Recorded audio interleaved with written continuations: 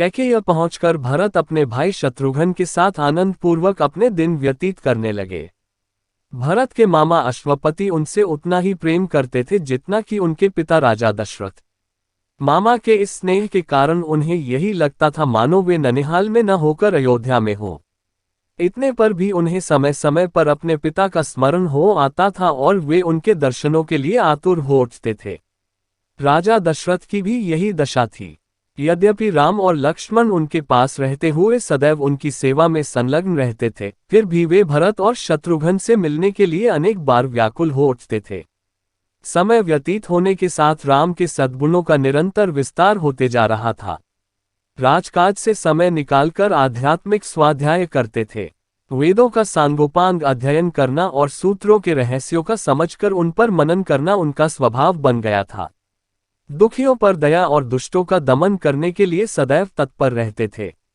वे जितने दयालु थे उससे भी कई गुना कठोर वे दुष्टों को दंड देने में थे।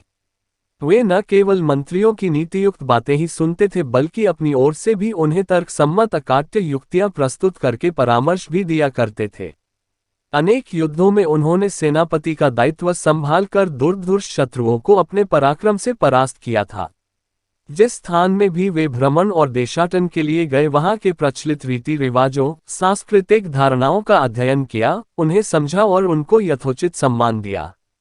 उनके क्रियाकलापों ऐसे थे कि लोगों को विश्वास हो गया कि रामचंद्र क्षमा में पृथ्वी के समान, बुद्धि विवेक में बृहस्पति के समान और शक्ति में साक्षात देवताओं के अधिपति इंद्र के समान है। न केवल प्रजा वरन स्वयं राजा दशरथ के मस्तिष्क में यह बात स्थापित हो गई थी कि जब भी राम अयोध्या के सिंहासन को सुशोभित करेंगे, उनका राज्य अपूर्व सुखदायक होगा और वे अपने समय के सर्वाधिक योग्य एवं आदर्श नरेश सिद्ध होंगे। राजा दशरथ अब शीघ्रातिशीघ्र राम का राज्याभिषेक कर देना चाहते थे।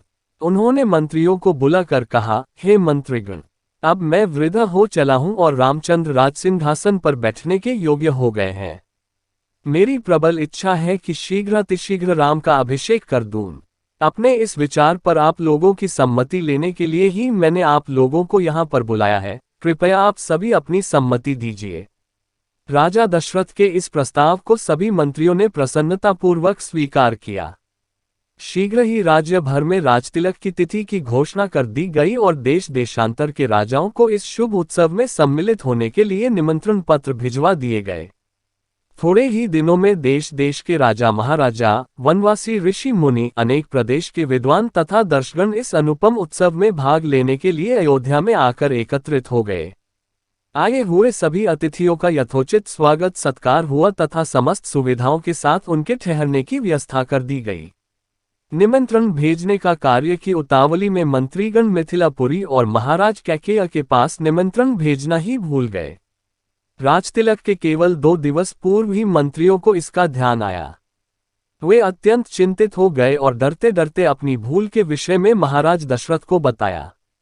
यह सुनकर महाराज को बहुत दैख हुआ, किंतु अब कर ही क्या सकते थे।